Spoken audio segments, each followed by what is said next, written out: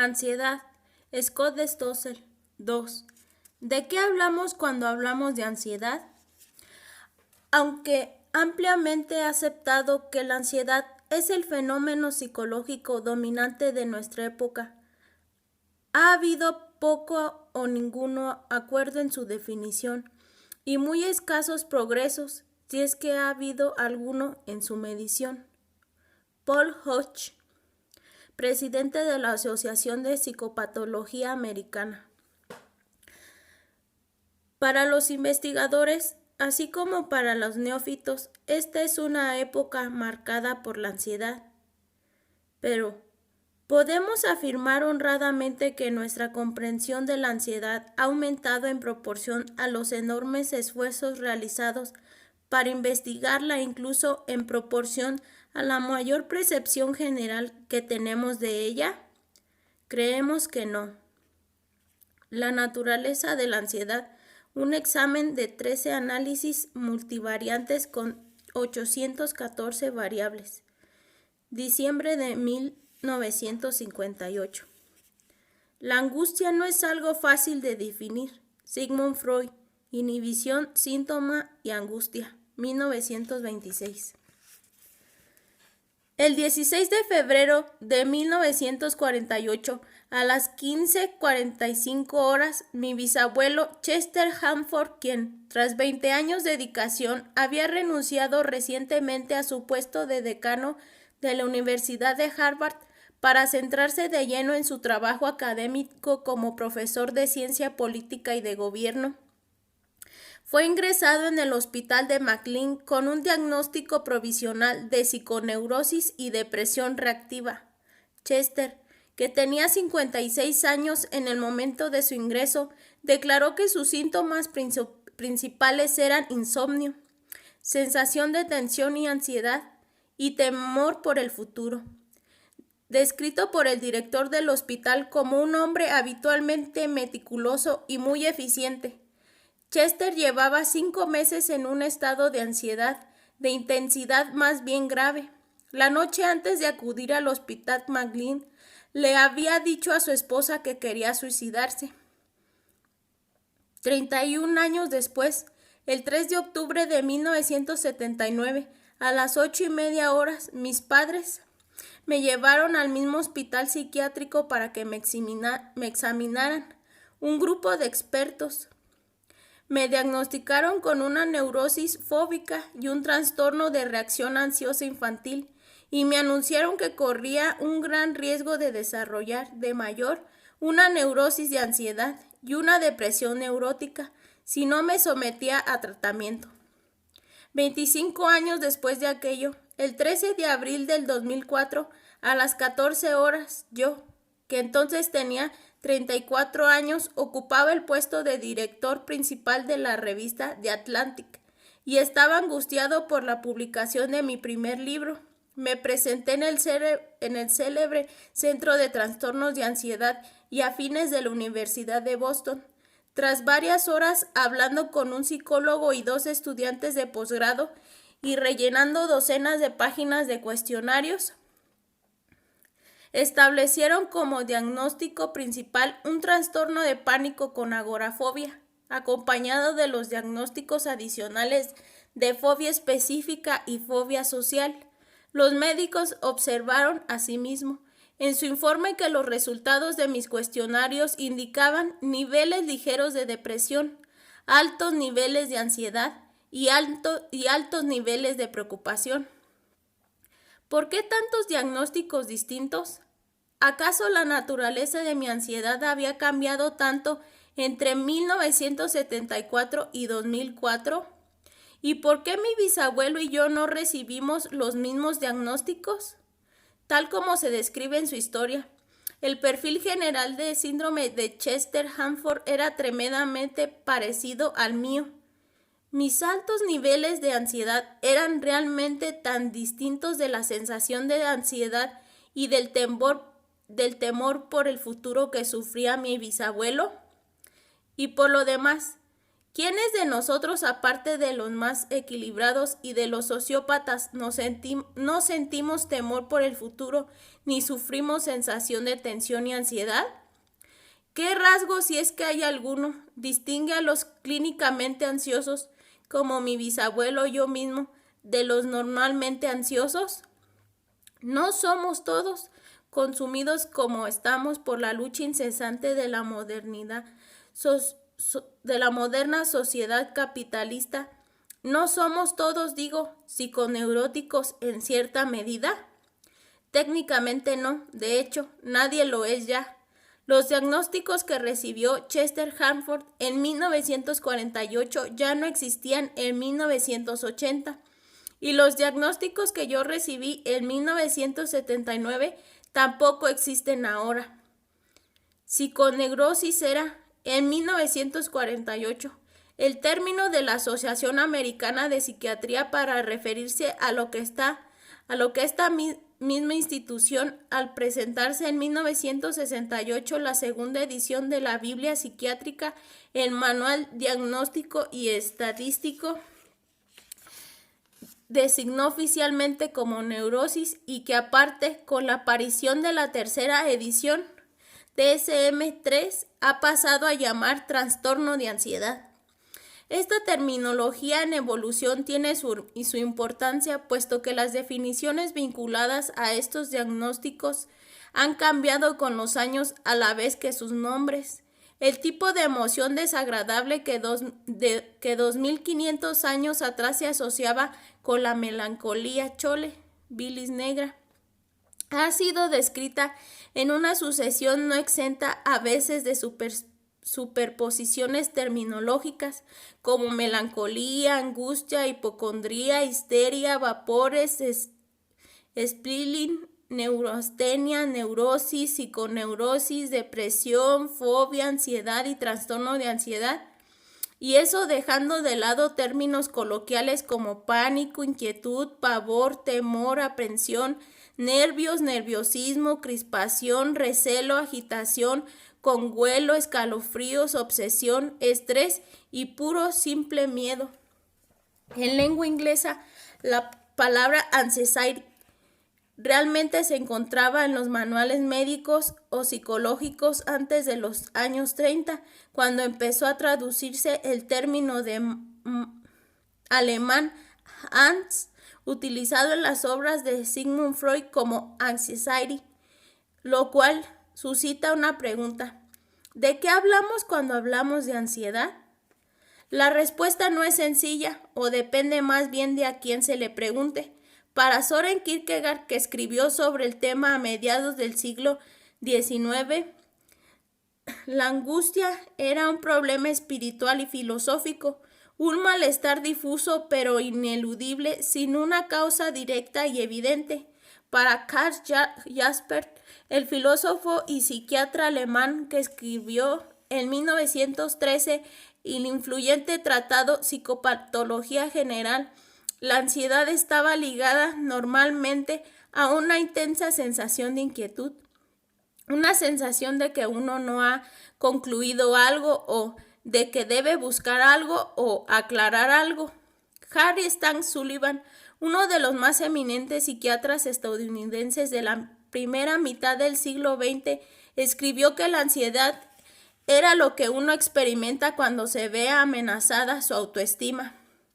Robert Hall Lifton, uno de los psiquiatras más influyentes durante la segunda mitad del siglo XX, define de modo similar la ansiedad como una sensación de peligro surgida de una amenaza a la vitalidad del yo, o, más agudamente, del presentimiento de una fragmentación del yo. Para Reinhold Niebuhr, el teólogo de la época de la Guerra Fría, la ansiedad era un concepto religioso, la condición previa del pecado, la descripción interior del estado de tentación. Muchos médicos, por su parte, empezando por Hipócrates y Galeno, han sostenido que la ansiedad clínica es una dolencia inequívocamente médica, una enfermedad orgánica con causas biológicas tan claras o casi como la faringitis o la diabetes. Luego están quienes afirman que la ansiedad es un concepto inútil desde el punto de vista científico, que es una metáfora que aspira a describir un segmento de la experiencia humana demasiado amplio para poder encerrarlo en una sola palabra. En 1949, en la primera conferencia académica exclusivamente dedicada a la ansiedad, el presidente de la Asociación de Psicopatología Americana abrió las sesiones admitiendo que, pese a todo el mundo, sabía que la ansiedad era el fenómeno psicológico dominante de nuestra época. Nadie lograba ponerse de acuerdo en qué era exactamente ni en cómo se medía. 15 años más tarde, en la conferencia anual de la Asociación Americana de Psiquiatría, Theodore Sarpin, un eminente psicólogo, propuso que dejara de hablarse de ansiedad con fines clínicos. El término ansiedad, propio del mentalismo clásico y cargado de múltiples referencias, ha sobrevivido a la época en que resultaba útil, declaró.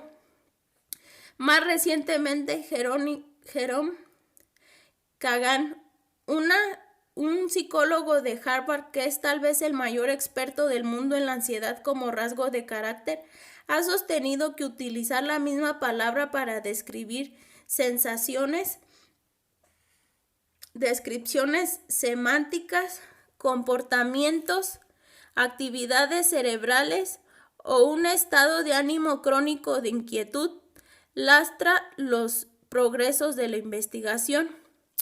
¿Cómo vamos a hacer progresos científicos o terapéuticos si no podemos ponernos de acuerdo en lo que es la ansiedad? Incluso Sigmund Freud, el inventor poco más o menos de la idea moderna de neurosis, se contradijo a sí mismo repetidamente en el curso de su carrera. Al principio afirmó que la angustia surgía de los impulsos sexuales sublimados. Más adelante sostuvo que la angustia procedía de los conflictos psíquicos inconscientes. Al final de su vida, en Inhibición, Síntoma y Angustia, Freud escribió: resulta casi vergonzoso que después de tanto trabajo todavía encontremos dificultades para concebir las cuestiones más fundamentales. Si el propio Freud, santo patrono de la angustia, no pudo definir el concepto, ¿cómo se supone que voy a hacerlo yo? El temor aguza los sentidos. La ansiedad los paraliza. Kurt Holstein. El organismo, una aproximación holística a la biología.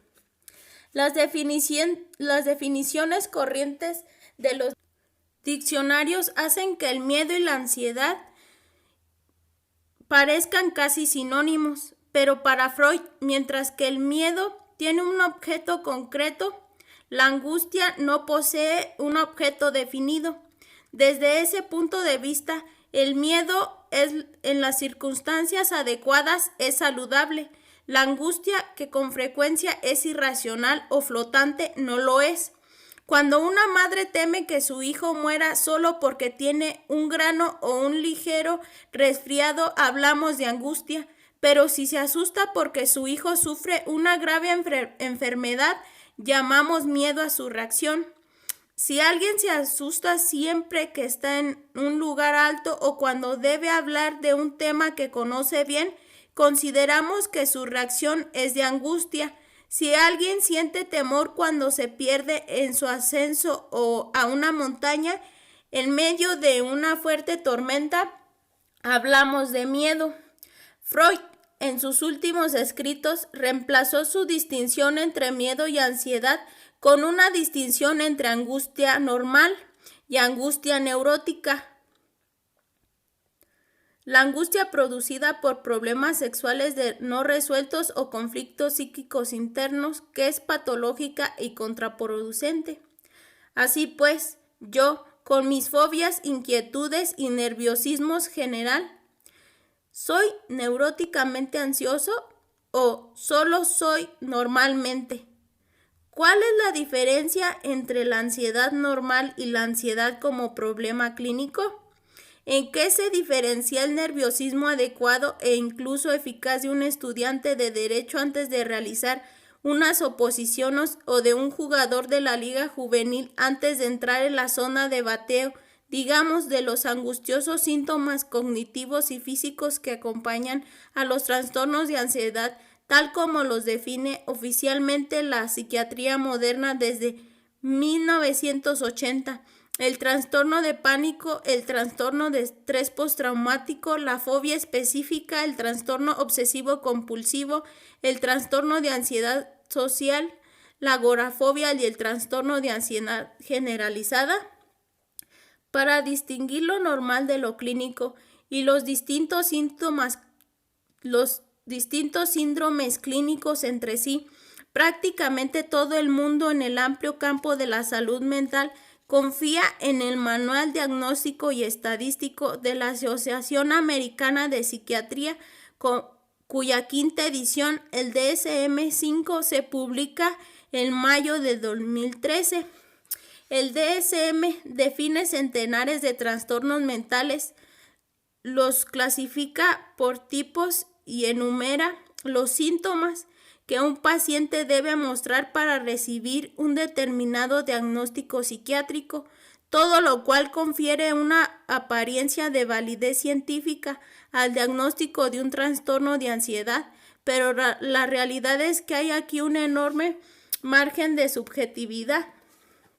Algunos estudios del DSM-2 mostraron que si dos psiquiatras examinaban al mismo paciente, solo le atribuían el mismo diagnóstico DSM entre un 32 y un 42% de las veces. Los índices de coherencia han mejorado desde entonces, pero el diagnóstico de muchos trastornos continúa siendo, pese a quienes pretenden sostener lo contrario, más un arte que una ciencia. Piensen, por ejemplo, en la relación entre ansiedad clínica y depresión clínica. Las semejanzas fisiológicas entre ciertas formas de ansiedad clínica y la depresión clínica son considerables. Tanto la depresión como la ansiedad están relacionadas con elevados niveles de la hormona del estrés, cortisol, y ambas comparten ciertos rasgos neuroanatómicos, incluida la reducción del hipocampo y de otras partes del cerebro. Tienen en común algunas raíces genéticas, muy especialmente en los genes relacionados con la producción de neurotransmisores como la serotonina y la dopamina. La ansiedad y la depresión poseen también una base común de falta de autoestima y autoeficacia. Asimismo, muchos estudios muestran que el estrés contribuye enormemente a aumentar por igual los índices de depresión y de trastorno de ansiedad, así como de hipertensión, diabetes y otras dolencias. Si los trastornos de ansiedad y la depresión son tan similares, ¿por qué establecemos una distinción entre ambos? De hecho, no la hemos establecido durante varios miles de años. Los médicos tenían más bien a agrupar la ansiedad y la depresión bajo el paraguas de términos tales como melancolía o histeria. Los síntomas que Hipócrates atribuía a la Melaina Scholl en el siglo IV incluían todos los que hoy en día relacionan tanto como la depresión como con la ansiedad. En 1621, en Anatomía de la Melancolía, Robert Burton escribió con una precisión clínica que corrobora la investigación moderna que la ansiedad era para la pena, una hermana fidus Achades, fiel escudero, una compañera constante, un ayudante y agente fundamental para adquirir este mal, una causa y un síntoma a la vez. Es un hecho que ser gravemente ansioso resulta deprimente. La ansiedad puede entorpecer tus relaciones, perjudicar tu rendimiento, estrangular tu vida y limitar tus posibilidades. La línea divisoria entre la serie de trastornos que la Asociación Americana de Psiquiatría agrupa bajo el término de depresión y la serie de trastornos que agrupa bajo el término trastornos de ansiedad parece ser un producto tanto de la política y la cultura y el marketing como de la ciencia. Cada vez que se amplía o se reduce el alcance de un trastorno psiquiátrico en la definición del DSM, los efectos son enormes y se dejan sentir a todos los niveles, en los reintegros de las aseguradoras, en los beneficios de las compañías farmacéuticas, en las perspectivas profesionales de los terapeutas de distintos campos y especialidades. Bastantes psiquiatras y críticos de la industria farmacéutica les dirán, si les preguntan, que los trastornos de ansiedad no existen en realidad, que son una invención de la industria farmacéutica para sacar dinero a los pacientes y a las aseguradoras. Según sostienen estos críticos, diagnósticos como el trastorno de ansiedad social o de ansiedad generalizada transforman las emociones humanas normales en patologías, en enfermedades a las que prescribir medicamento lucrativamente. No deje que el conjunto entero de su vida quede reducido a fórmulas como depresión clínica, trastorno bipolar o trastorno de ansiedad, dice Peter Brenning, un psiquiatra formado en Harvard que se ha convertido en un encarnizado antagonista de la industria farmacéutica. Como persona diagnosticada de algunos de esos trastornos, puedo asegurarles que el sufrimiento que causa no es un invento. Mi ansiedad, que a veces puede resultar incapacitante, es real. Ahora bien, mis síntomas nerviosos constituyen necesariamente una enfermedad o un trastorno psiquiátrico, como dice el DSM y las farmacéuticas. Mi ansiedad no podría ser una reacción humana normal ante la vida, aun cuando esa reacción sea tal vez más aguda en mí que en otras personas. ¿Cómo se traza la distinción entre lo que es normal y lo que es clínico? Cabría esperar que los recientes avances científicos hubieran hecho más precisa y objetiva la distinción entre ansiedad normal y clínica, y así ha sido ciertamente en algunos aspectos. Los neurocientíficos que trabajan en la tecnología de imagen por resonancia magnética, que les permite observar en tiempo real la actividad mental mediante la medición del flujo de sangre oxigenada a las diferentes regiones cerebrales, han presentado centenares de estudios que demuestran una relación entre emociones específicas experimentadas subjetivamente y tipos específicos de actividad fisiológica que puedan visualizarse en un escáner cerebral. Por ejemplo, la ansiedad aguda aparece generalmente en el examen como una hiperactividad de la amígdala, ese diminuto órgano con forma de almendra localizado en el interior de los lóbulos temporales mediales, cerca de la base del cerebro. Las reducciones de la ansiedad van acompañadas de una disminución de la actividad en la amígdala y de un incremento de la actividad en el córtex frontal. Todo ello hace pensar que se podría identificar la ansiedad y medir su intensidad mediante algo parecido a los rayos X, es decir, que se podría diferenciar la ansiedad normal de la patológica, tal como se diferencia una fractura de tobillo de un esguince. Solo que no se puede. Hay personas que muestran signos fisiológicos indicativos de ansiedad en un escáner cerebral, pero que declaran no sentirse ansiosas. Es más, el cerebro de un sujeto al que se excita sexualmente con un video pornográfico se iluminará en un escáner de un modo muy semejante a como lo hace al reaccionar frente a un hecho terrorífico. Los mismos componentes cerebrales interconectados se activarán en ambos casos. Un investigador que observe las dos imágenes cerebrales del escáner sin conocer en qué contexto han sido tomadas, tal vez no pueda determinar cuál corresponde a la reacción de temor y cuál a la excitación sexual. Si los rayos X muestran un fémur fracturado, incluso aunque el paciente declare no sentir dolor, el diagnóstico sigue siendo fractura de fémur. Si un IRMF muestra una intensa actividad en la amígdala y en el ganglio basal y el paciente declara no sentir ansiedad. El diagnóstico es nada. Cuando se trata de detectar el peligro y reaccionar frente a él, el cerebro no ha cambiado mucho. En ciertos aspectos somos lagartijas emocionales. Joseph Ludwig, el cerebro emocional. Desde Aristóteles, los investigadores han recurrido a menudo a modelos animales de la emoción. Los millares de estudios animales realizados cada año se basan en la idea de que los comportamientos, la genética y los circuitos neurológicos de una rata o un chimpancé son lo bastante similares a los nuestros como para que podamos extraer de ellos ideas relevantes. Al escribir la expresión de las emociones en los animales y en el hombre, en 1872, Charles Darwin observó que las reacciones de temor entre las distintas especies son bastante universales. Todos los mamíferos, incluido el hombre, muestran reacciones de temor fácilmente observables. En presencia de un peligro, las ratas, como las personas, corren instintivamente, se quedan paralizadas o defecan.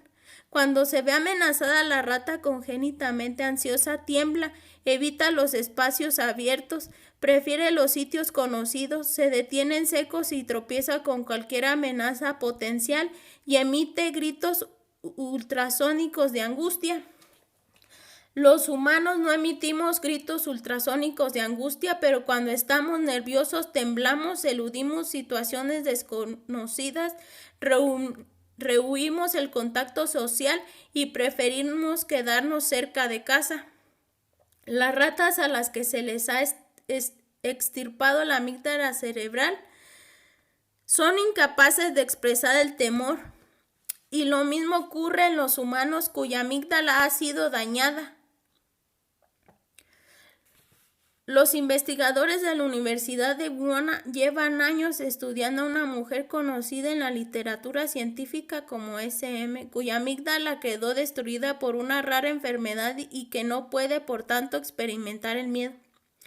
Además, si se los expone continuamente a situaciones estresantes, los animales desarrollan algunas de las dolencias relacionadas con el estrés que desarrollan los humanos: presión arterial alta, enfermedades del corazón, úlceras, etc.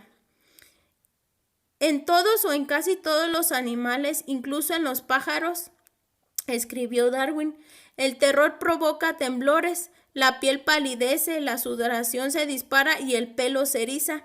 Las secreciones del tubo digestivo y de los riñones aumentan, y ambos se vacían de forma involuntaria debido a la relajación de los músculos del esfínter, como es sabido que sucede en el hombre y como yo mismo he visto en el ganado vacuno, en los perros, en los gatos y los monos. La respiración se acelera, el corazón late de un modo apresurado, salvaje y violento.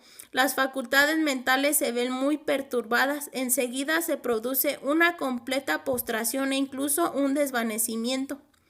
Darwin señaló que esta reacción física automática frente a la amenaza es adaptativa desde el punto de vista evolutivo. Los organismos que reaccionan así ante el peligro, viéndose impulsados fisiológicamente a luchar o huir o desmayarse, tienen más probabilidades de sobrevivir y reproducirse que los demás organismos.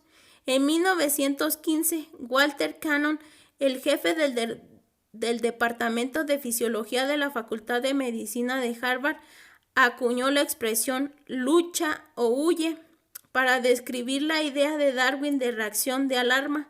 Tal como Cannon fue el primero en documentar de forma sistemática cuando se activa la reacción lucha o huye, los vasos sanguíneos periféricos se constriñen, llevando la sangre de las extremidades a los músculos esqueléticos para que el animal esté preparado para luchar o huir. La respiración se vuelve más rápida y profunda para aumentar el suministro de oxígeno a la sangre. El hígado secreta una cantidad mayor de glucosa, lo que aporta energía a diversos músculos y órganos. las pupilas se dilatan, el oído se aguza para que el animal pueda evaluar mejor la situación. La irrigación sanguínea se retira del canal alimentario y los procesos digestivos se detienen, el flujo de saliva disminuye y con frecuencia hay un impulso acuciante de defecar, orinar o vomitar. En su libro Bodily Change in Pain, los cambios corporales en el dolor, el hambre, el miedo y la rabia, publicado en 1915, Cannon proporcionó un par de ilustraciones sencillas del modo en que la experiencia de la emoción se traduce concretamente en cambios químicos corporales. En un experimento examinó la orina de 9 universitarios después de un examen difícil y después de uno fácil. Tras el examen difícil, 4 de los 9 estudiantes presentaban azúcar en la orina. Tras el examen fácil, solo la presentaba uno. En otro experimento, Cannon examinó la orina del equipo de fútbol americano de Harvard tras la última y más emocionante competición de 1913 y descubrió que 12 de los 25 muestras presentaban restos de azúcar. La reacción fisiológica que produce el desmayo es distinta de la reacción que prepara al organismo para luchar o huir, pero puede ser igualmente adaptativa. Los animales que reaccionan a las hemorragias con una caída brusca de la presión sanguínea sufren menor pérdida de sangre. Además, desmayarse es para los animales una forma involuntaria de fingir la muerte, lo cual puede resultar protector en ciertas circunstancias. Cuando la reacción de lucha o huye se activa apropiadamente en respuesta a un peligro físico justificado, aumentan las posibilidades de supervivencia del animal. Pero, ¿qué sucede cuando se activa de modo inapropiado?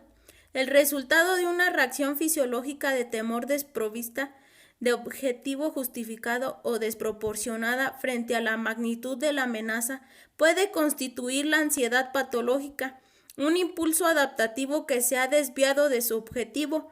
El psicólogo y filósofo William James conjeturó que la causa de la ansiedad grave y de lo que hoy llamaríamos ataques de pánico podía ser la modernidad en sí misma. Concretamente, el hecho de que nuestras primitivas reacciones de lucha o huye no son adecuadas para la civilización moderna. No hay nada tan característico del progreso desde la bestia hasta el hombre como la disminución de la frecuencia de ocasiones justificadas para sentir miedo, observó James.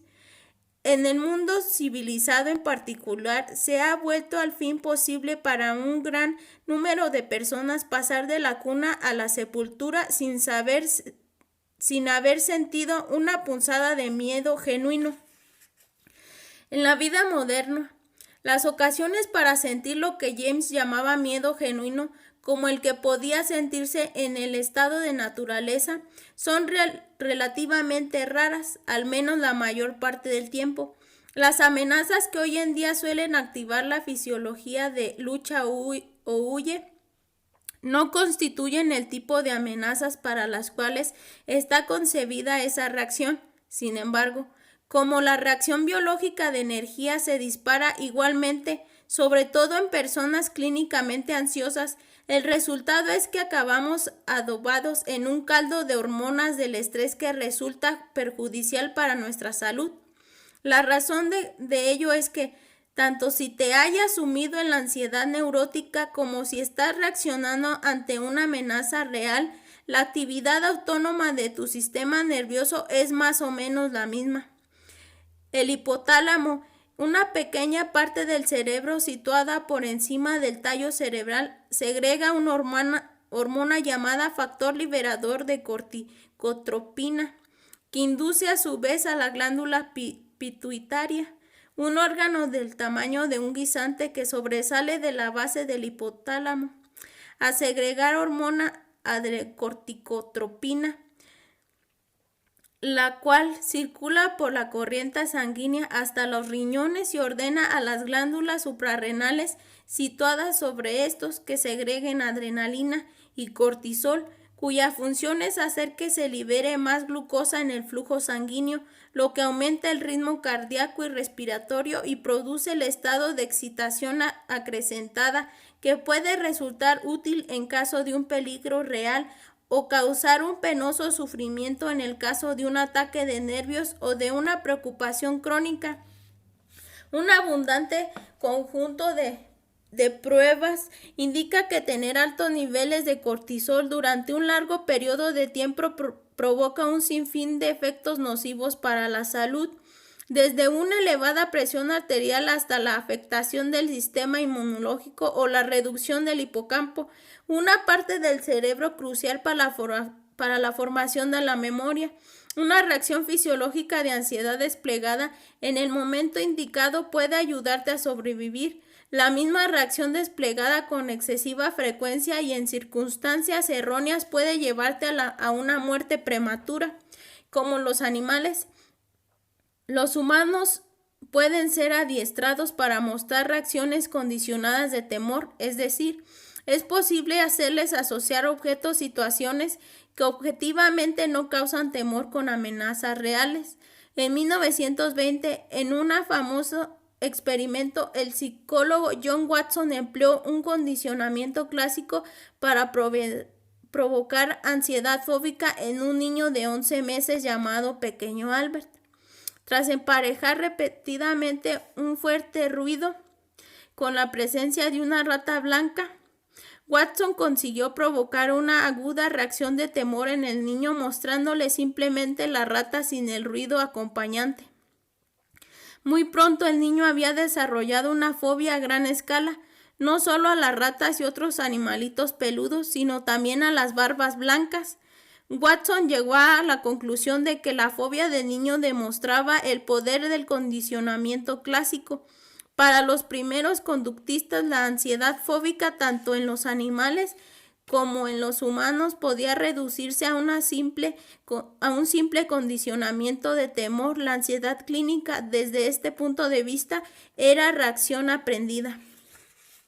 Para los biólogos evolucionistas, la ansiedad es simplemente una reacción de temor atávico, un instinto animal que se dispara en el momento equivocado o por causas erróneas. Para los conductistas, en cambio, la ansiedad es una reacción aprendida que se adquiere mediante un simple condicionamiento. Para unos y otros, la ansiedad es un rasgo tan animal como humano.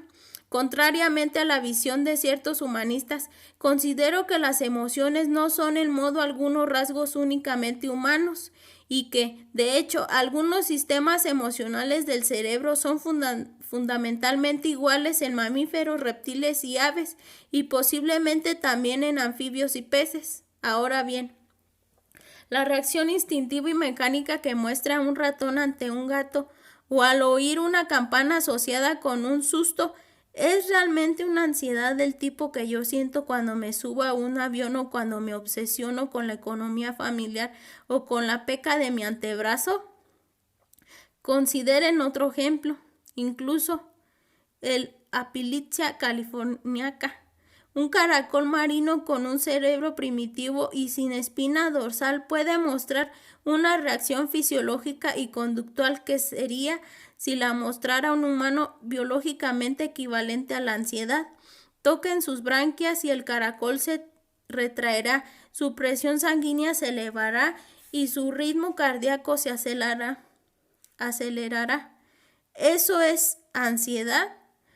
¿O qué me dicen de esto otro? Incluso una bacteria unicelular puede mostrar una respuesta aprendida y desplegar lo que los psiquiatras llaman conducta de evitación.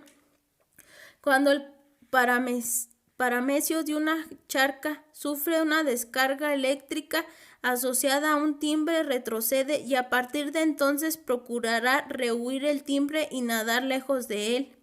¿Eso es ansiedad? Según ciertas definiciones, sí.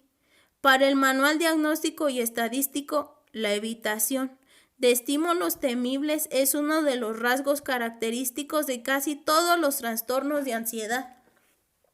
Otros expertos sostienen que las presuntas analogías entre las reacciones animales y humanas se han llevado hasta extremos hilarantes. ¿No es obvio que el despliegue por parte de una rata de una reacción excesiva de sobresalto, modelo fructífero para todos los estados humanos de ansiedad? Afirma George Kagan. David Barlow, el Centro de Trastornos de Ansiedad y Afines de la Universidad de Boston, se plantea una pregunta en la misma línea. Entrar en un estado en apariencia involuntario de parálisis ante un ataque ¿realmente tiene algo en común con los presentimientos negativos sobre el bienestar de nuestra familia, sobre nuestro trabajo o nuestras finanzas? ¿Cuántos hipopótamos se preocupan sobre si la seguridad social perdurará tanto como ellos? Pregunta Robert Spalowski, un neurocientífico de la Universidad de Stanford, o sobre lo que van a decir en una primera cita. Una rata no puede inquietarse por el desplome de la bolsa, reconoce Joseph Lelutz. Nosotros sí. ¿Puede reducirse la ansiedad a un proceso puramente biológico o mecánico, a la reacción instintiva de la rata o del caracol marino de evitar una descarga eléctrica, o a la del pequeño Albert condicionado, o a encogerse de temor y a temblar en presencia de cualquier objeto peludo? ¿O la ansiedad requiere una noción del tiempo, una conciencia de las amenazas potenciales, una anticipación del sufrimiento futuro, esos temores al futuro incapacitantes que nos llevaron a mi bisabuelo y a mí a un hospital mental? ¿Es la ansiedad un instinto animal, algo que tenemos en común con las ratas, las lagartijas y las amebas? ¿Es una conducta aprendida algo que puede adquirirse mediante un condicionamiento mecánico? ¿O es, a fin de cuentas, una experiencia únicamente humana que depende de una conciencia, entre otras cosas, del propio yo y de la muerte? El médico y el filósofo tienen distintas maneras de definir las enfermedades del alma. Por ejemplo, la ira para el filósofo es un sentimiento nacido del deseo de devolver una ofensa, mientras que para el médico es una oleada de sangre alrededor del corazón. Aristóteles, de Ánima. Una mañana, tras meses de debatirme de forma exasperante con estas cuestiones, me desplomo en el diván de mi terapeuta, lleno de agitación y odio hacia mí mismo. ¿Qué sucede?, pregunta el doctor W. Se supone que estoy escribiendo un libro sobre la ansiedad y ni siquiera consigo aclarar cuál es la definición básica de la misma. En los miles de páginas que he escudriñado me he encontrado cientos de definiciones. Muchas son similares, pero muchas otras se contradicen entre sí. No sé cuál usar. Use las definiciones del DSM, me propone. Pero es que eso no son definiciones, sino solo una lista de síntomas asociados, digo. Y ni siquiera eso está claro. Además, puesto que el DSM está en proceso de revisión para publicar el DSM-5, lo sé, dice el doctor W con pesar. Él deplora que los mandarines de la psiquiatría hayan considerado recientemente la posibilidad de suprimir en el nuevo DSM el trastorno obsesivo-compulsivo de la categoría de trastornos de ansiedad para situarlo en cambio en una nueva categoría de trastornos impulsivos junto con dolencias como el síndrome de Tourette. Él le parece que es un error. En todas las décadas que llevo de trabajo clínico, dice, he visto que los pacientes con trastorno obsesivo-compulsivo siempre sufren ansiedad, les inquietan sus obsesiones. Menciono que en una conferencia a la que asistí unas semanas antes, uno de los argumentos básicos para reclasificar el trastorno obsesivo-compulsivo como algo distinto del trastorno de ansiedad fue que su genética y sus circuitos neuronales parecen ser sustancialmente distintos de los propios de los trastornos de ansiedad. Maldita psiquiatría biomédica, suelta él. El doctor W es normalmente un tipo tranquilo y equilibrado y tiene un enfoque profundamente ecuménico de la psicoterapia, ha intentado tanto en sus escritos como en su práctica clínica asimilar lo mejor de los distintos métodos terapéuticos en lo que él llama un enfoque integrativo para sanar al yo dañado. Pero está firmemente convencido de que en las últimas décadas las pretensiones del modelo biomédico en general y de la neurociencia en particular se han vuelto cada vez más arrogantes y reduccionistas, arrinconando las otras vías de investigación y distorsionando la práctica de la psicoterapia. Algunos de los neurocientíficos y psicofarmacólogos más intransigentes pretenden reducir todos los procesos mentales a sus componentes moleculares sin prestar la menor atención a la dimensión existencial del sufrimiento humano y al sentido de los síntomas ansiosos o depresivos. En las conferencias en torno a la ansiedad, las ponencias sobre medicamentos y neuroquímica han empezado a desplazar cualquier otro enfoque.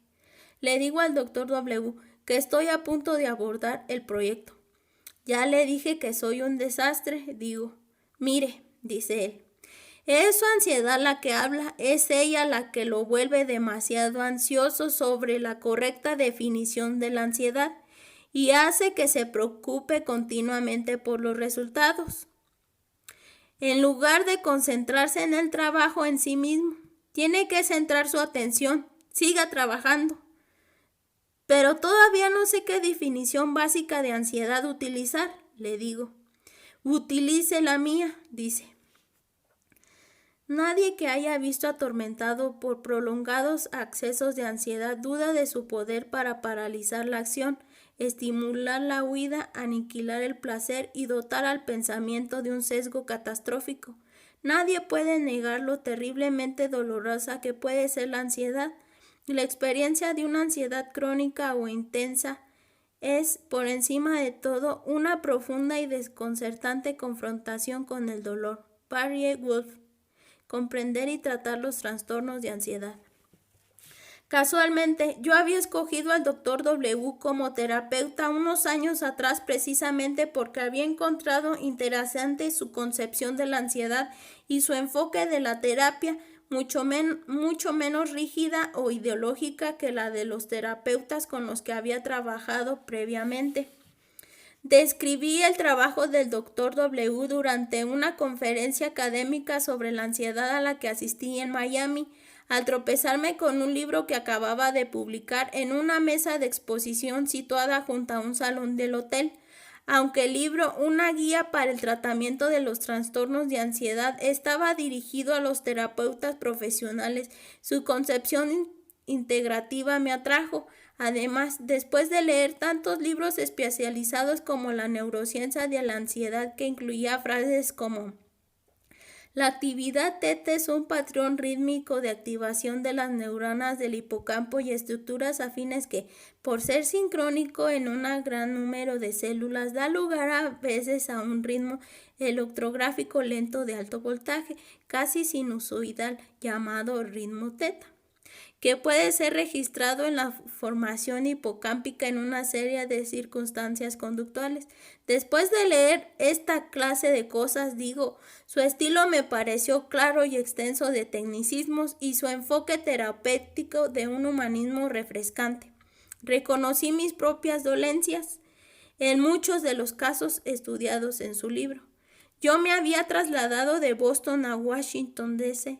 Había poco y me encontraba por primera vez en 25 años sin un psicoterapeuta fijo. Así que cuando leí en la nota de la solapa que el Dr. W tenía su consultorio en la zona de Washington, le envié un correo preguntándole si aceptaba nuevos pacientes.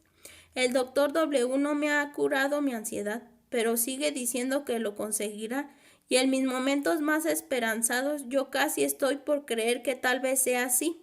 Entretanto, me ha proporcionado una serie de herramientas útiles para tratar de manejarla, así como buenos consejos prácticos y quizá lo más importante, una definición utilizable de la ansiedad.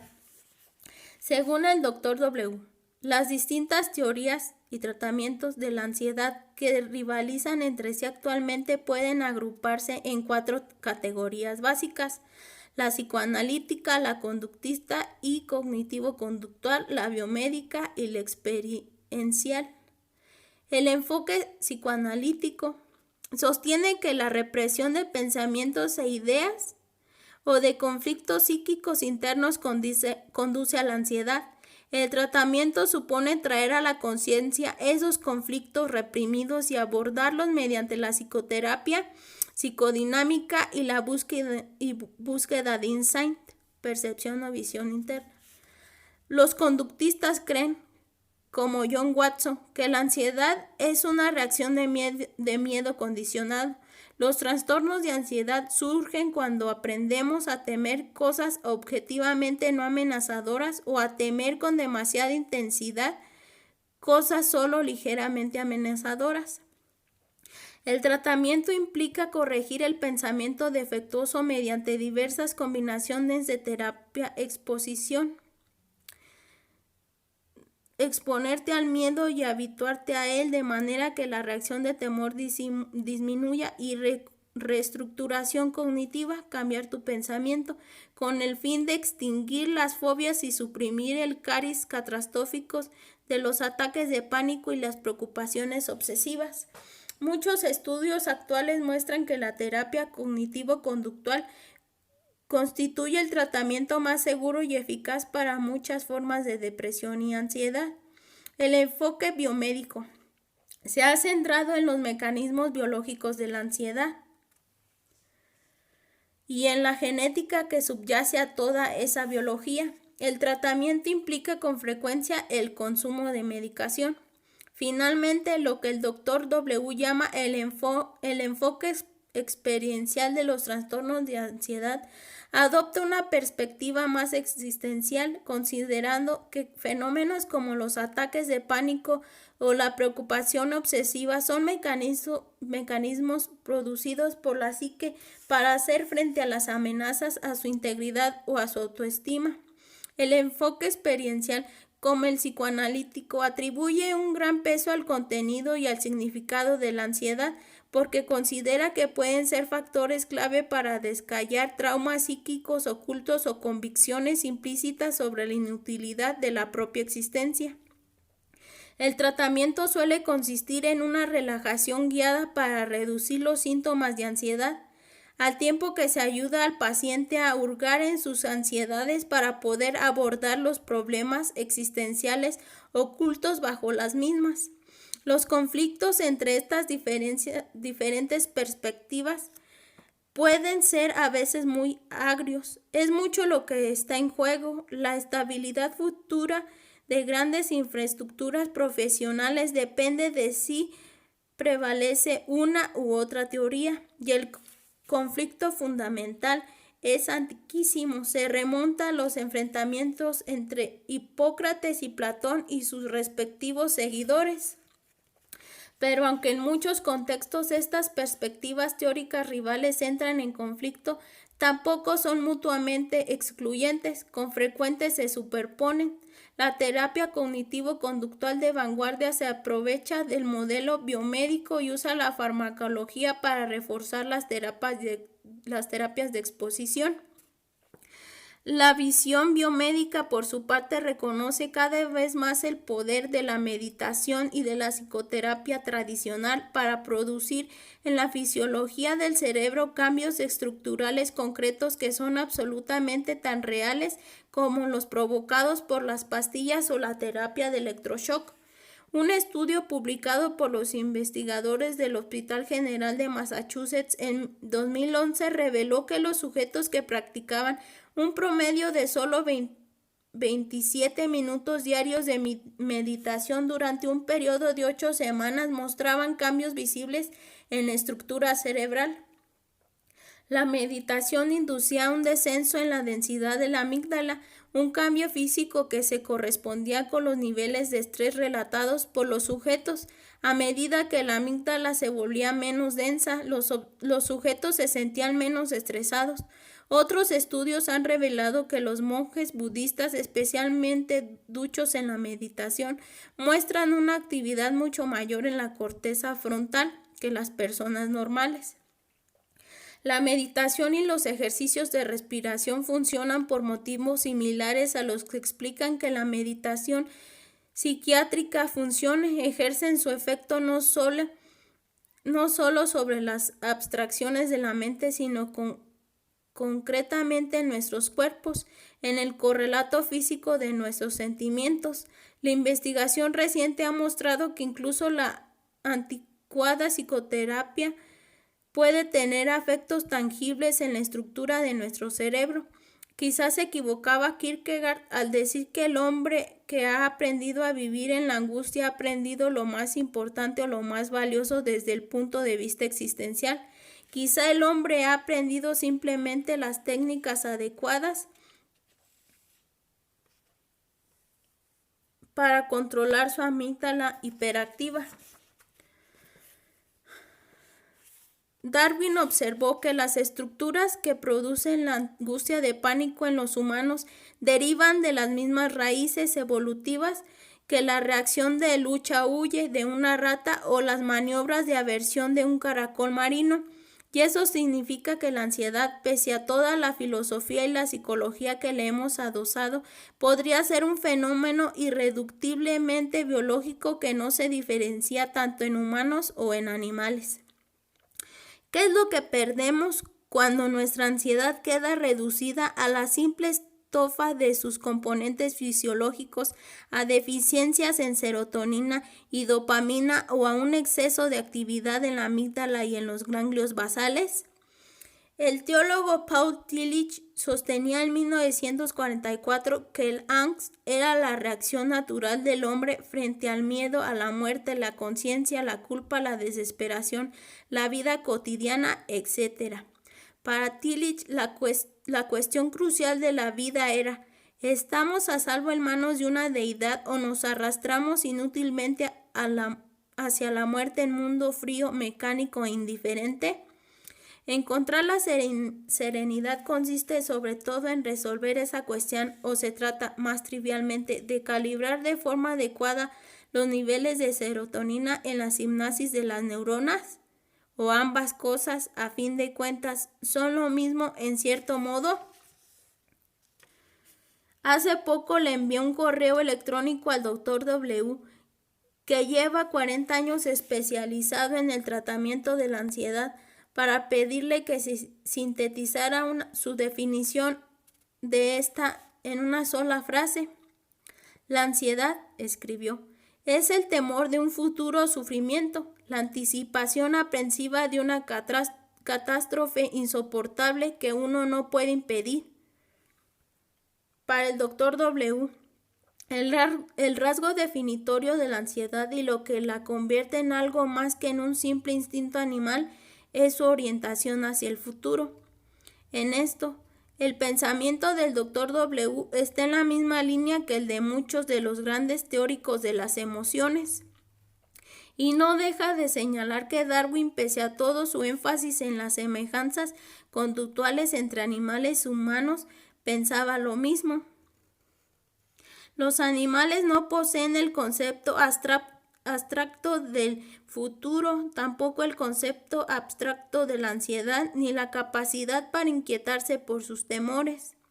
Un animal, bajo los efectos de la tensión, puede experimentar una dificultad para respirar o espasmos en el corazón, pero ningún animal puede preocuparse por ese síntoma ni interpretarlo de ningún modo.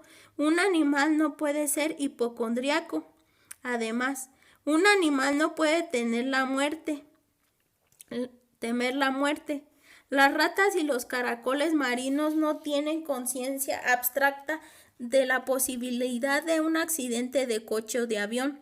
de un ataque terrorista o de una catástrofe nuclear o del rechazo social, la pérdida de estatus, la humillación profesional, la pérdida inevitable de seres queridos o la finitud de la existencia corporal. Esto, junto con nuestra capacidad para ser conscientes de las sensaciones de miedo y para reflexionar sobre ellas, le confiere a la experiencia humana de la ansiedad una dimensión existencial de la que carece totalmente la reacción de alarma del caracol marino. Para el Dr. W., esa dimensión existencial es crucial. Haciéndose eco del pensamiento de Freud, el Dr. W. dice que, mientras que el miedo se deba a amenazas reales del mundo exterior, la ansiedad está producida por amenazas que provienen de nuestro interior. La ansiedad es, en palabras del Dr. W., una señal de que está fallando las defensas habituales ante ciertas visiones insoportablemente dolorosas para el yo.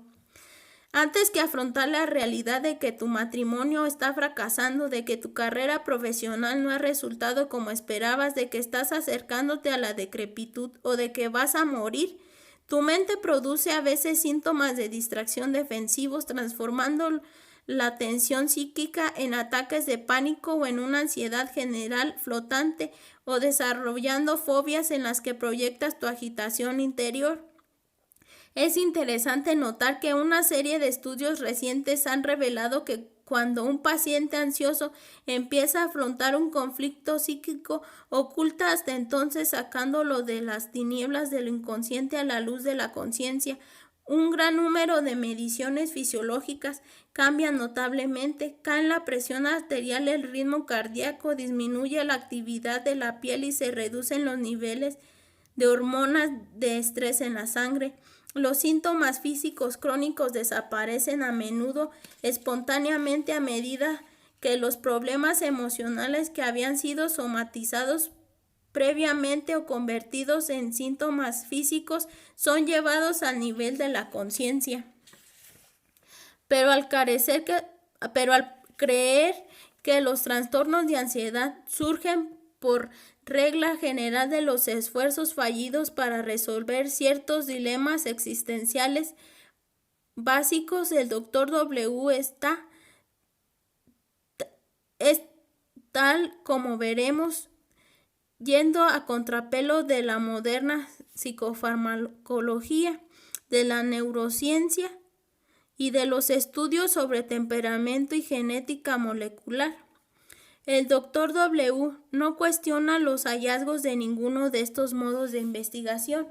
Cree que la medicación puede ser un tratamiento efectivo para los síntomas de ansiedad, pero su visión basada en 30 años de trabajo clínico con centenares de pacientes ansiosos es que en las raíces de casi todos los casos de ansiedad clínica hay algún tipo de crisis existencial sobre lo que él llama los ineludibles hechos ontológicos, que envejeceremos, que moriremos, que perderemos a seres queridos, que sufriremos probablemente fracasos profesionales y humillaciones personales que cuestionarán nuestra identidad, que debemos luchar para hallarle sentido y propósito a nuestra vida y que debemos hacer componendas entre la libertad personal y la seguridad emocional, entre nuestros deseos y las restricciones de nuestras relaciones y nuestras comunidades.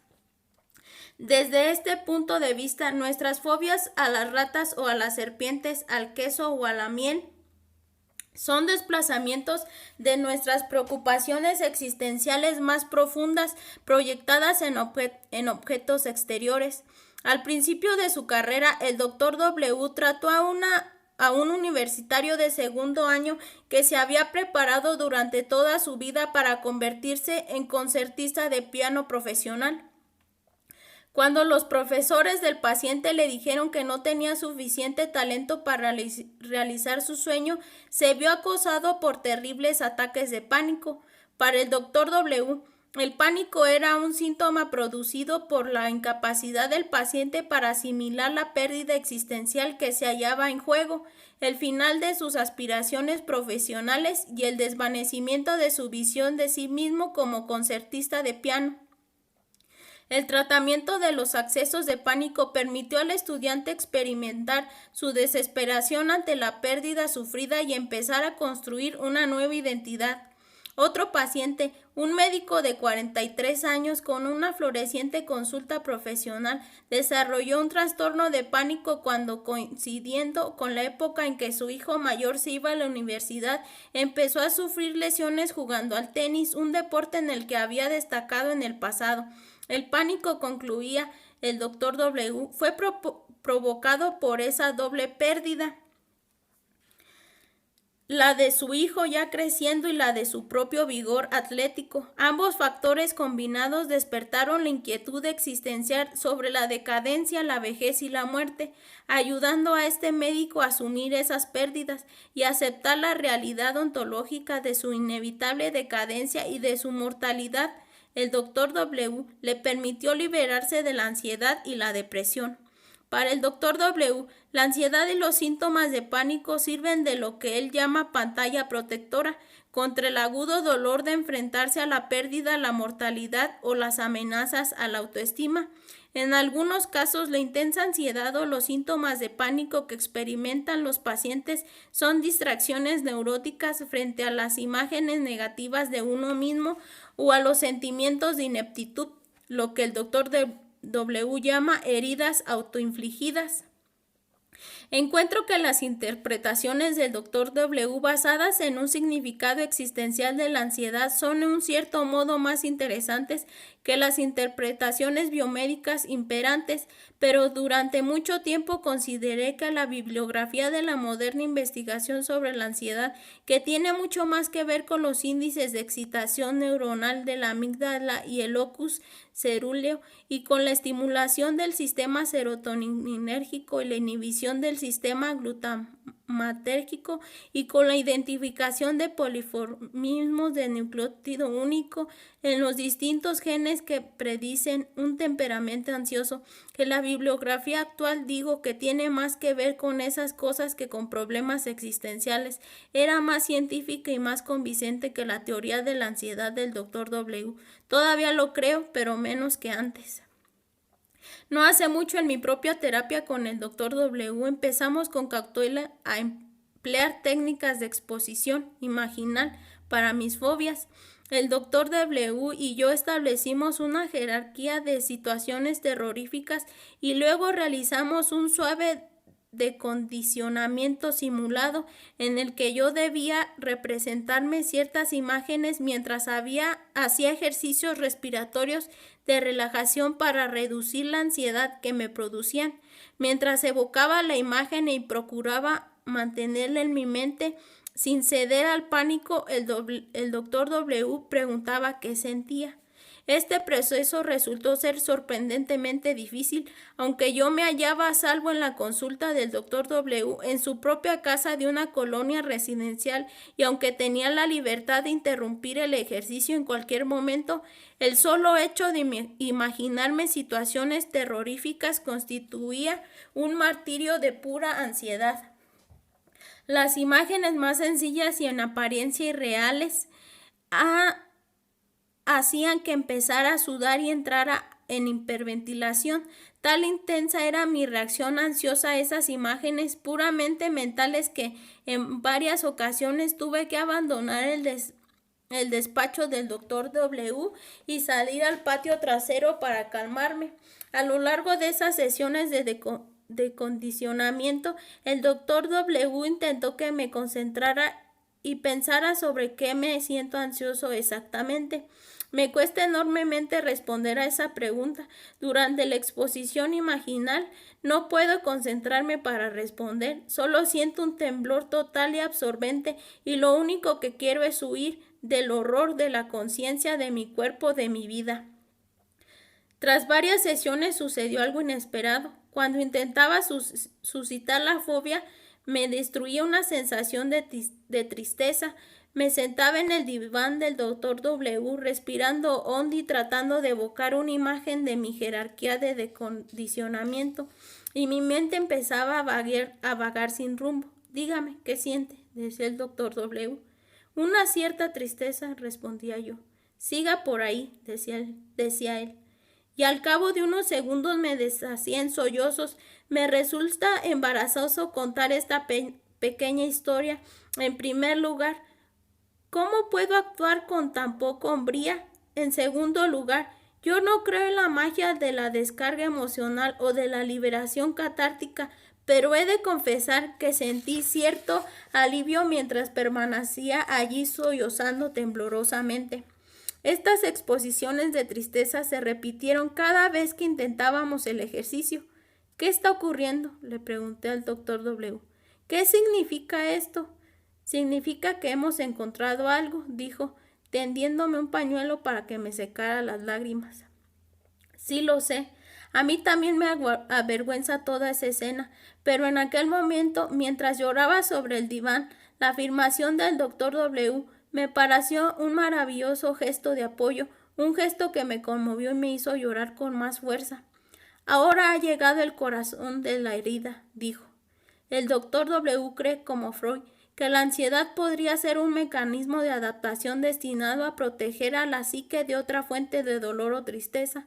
Yo le pregunté por qué, en tal caso, la ansiedad es a veces más intensa que la propia tristeza. Por mucho que consiga hacerme llorar, esa herida, a cuyo corazón supuestamente he llegado, resulta menos desagradable que el terror que siento cuando vuelo entre turbulencias, cuando tengo náuseas o cuando experimentaba de niño la ansiedad de separación.